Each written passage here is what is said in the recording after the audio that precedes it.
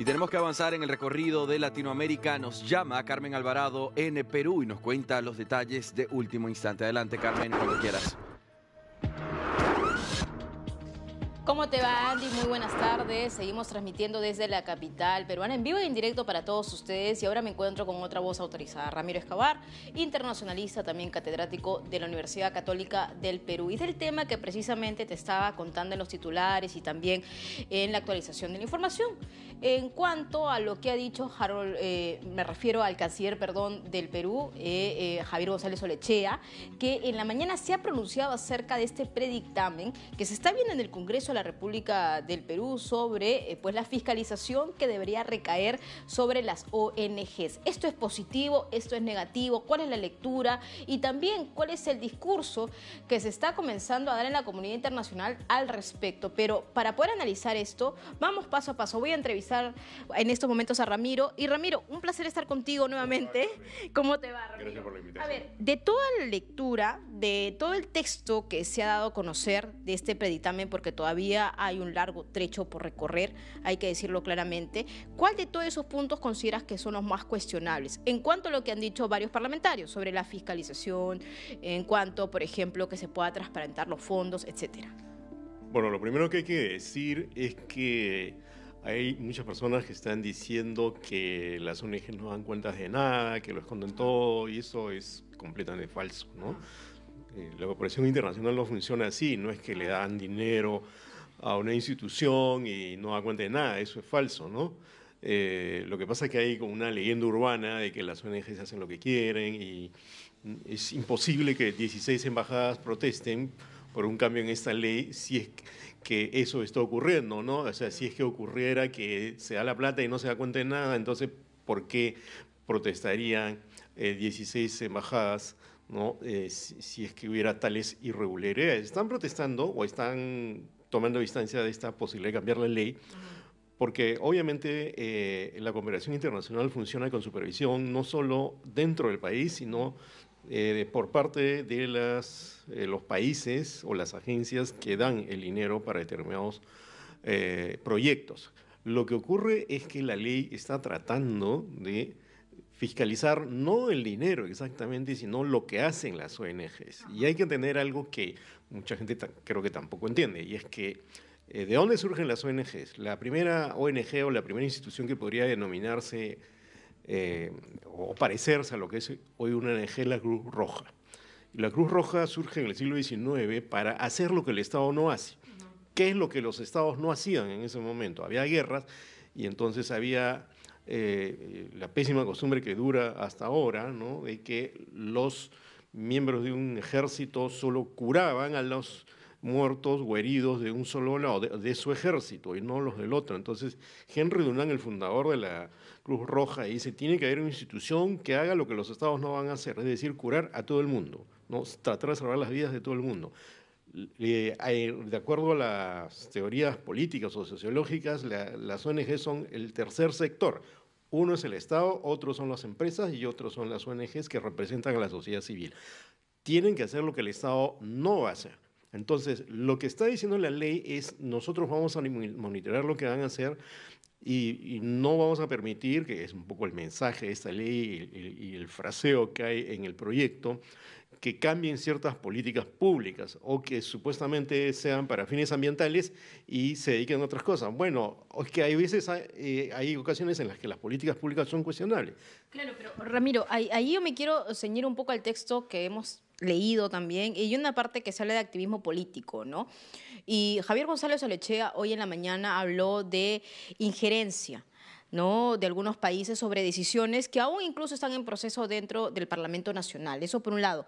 Pero sin lugar a dudas, si uno lee al detalle, habla mucho de la regulación, del financiamiento, incluso de la SUNAT, el tema del 5%. Es decir, entra más como que es más categórico, más contundente en cuanto al financiamiento y la regulación, pero estaba tratando de buscar ese lado político, más allá del activismo político, que está generando polémicas y no lo he encontrado. Y no sé, me gustaría contigo comenzar a dar ese tipo de escenario, ¿no?, adicional. Todo, lo que pasa es que hay una parte del proyecto que dicen que van a supervisar que no interfieran en políticas públicas de un Estado. Pero ¿qué pasa si las políticas públicas de un Estado consisten en permitir la impunidad, ¿no? En vulnerar los derechos de las personas, ¿no? De los ciudadanos de ese Estado? Las políticas públicas de un Estado no son buenas per se. O sea, pueden equivocarse, pueden vulnerar los derechos de las personas. Y la prueba es que en la mayoría de países o en los países donde las ONG son cuestionadas con leyes similares a esta, ¿cuáles son? ¿No? Nicaragua, Rusia, Venezuela. Pero no se puede homologar, a ver, teniendo en cuenta el escenario que está pasando en Nicaragua con esta ley. Bueno, porque yo he leído la ley y en la ley en ningún momento te dice que te van a sancionar o van a cerrar o van a finiquitar o van a sacar a esta ONG, porque lo que se sostiene en Nicaragua es que sería una fachada por lavado de activos. O sea, yo todavía no lo he encontrado. Claro, no dice eso, efectivamente. Pero la manera como está planteada la ley lo que hace es tratar de cuestionar lo que, según el imaginario que le están promoviendo, es el activismo político. ¿Qué es el activismo político? Claro, entre comillas lo pone, claro, había que discutir qué cosa es el activismo político, porque como yo te mencionaba hace un momento, ¿no? Si las políticas públicas de un Estado promueven la impunidad, no dan cuenta a los ciudadanos, si, por ejemplo, recortan la libertad de expresión. Eso puede ser la política pública de un Estado. ¿Y por qué los ciudadanos no van a tener el derecho de cuestionarlas? ¿Y por qué ONGs que representan a los ciudadanos no van a tratar de hacer alguna actividad, si el rollo es el activismo, si ese es el problema con la palabra, que cuestione esas políticas públicas? Entonces, voy a poner un ejemplo más específico. ¿Qué pasa si un Estado, por ejemplo, promueve políticas públicas que no conserven los ecosistemas o que pongan en riesgo algún área protegida, ¿no? Algún parque nacional? Entonces puede haber una ONG que legítimamente, ¿no? Cuestione, ¿no? O haga un proyecto para plantearle al Estado la posibilidad de que actúe de otro modo. Lo que pasa es que si uno formatea las actividades de las ONGs bajo una sola mirada y llama activismo político a eso que no le gusta al gobierno de turno, entonces ahí sí estamos en un problema. Estoy de acuerdo en eso. La última y con eso termino, Ramiro. Javier González Olechea también habló de la RUNASUR y de lo que significa estas implicancias de Bolivia, de Evo Morales, tú bien sabes todo ello, ¿no? De lo que significa también el sur del país y de pronto de cómo se maneja, ¿no? Que hay una ideología de por medio. En ese sentido, con ese matiz, ¿qué opinas tú? Bueno, yo creo que a Evo Morales le atribuyen más poder del que realmente tiene, ¿no? O sea, Evo Morales tiene influencia en el sur, en Puno, pero no tiene influencia en Cajamarca, en Lima, en Junín, ¿no? Entonces, que él forme un organismo que trate de desmembrar al Perú, a mí me parece una exageración que no tiene cómo demostrarse. Que lo está diciendo el mismo canciller, ¿no? Bueno, es un pensamiento que tienen algunos políticos, no es nuevo, ya un tiempo atrás y llamaron la atención sobre eso, pero yo creo que no tiene Evo Morales, y menos ahora que está en serios problemas y que incluso no tiene ni siquiera por el interior del movimiento del socialismo su partido de origen, ¿no? Y que está peleado con el presidente de Bolivia, no tiene el poder de desmembrar el Perú. Yo me acuerdo que Ernesto Bustamante, uno de los promotores de esta ley, ¿no?, sobre las ONGs, en algún momento dijo que lo que había que hacer era invadir Bolivia militarmente y apoderarnos de sus recursos, ¿no? Entonces hay que ser serio en este debate, ¿no? O sea, yo estoy de acuerdo que se fiscalice las ONGs, por supuesto que sí, ¿por qué no se va a hacer? Hay ONGs para todos los gustos, además, de izquierda, de derecha, hay ONGs que no cumplen proyectos, hay ONGs que pagan más sueldos que... Y hay menos inversión en los proyectos. Por supuesto que eso se tiene que controlar, ¿no?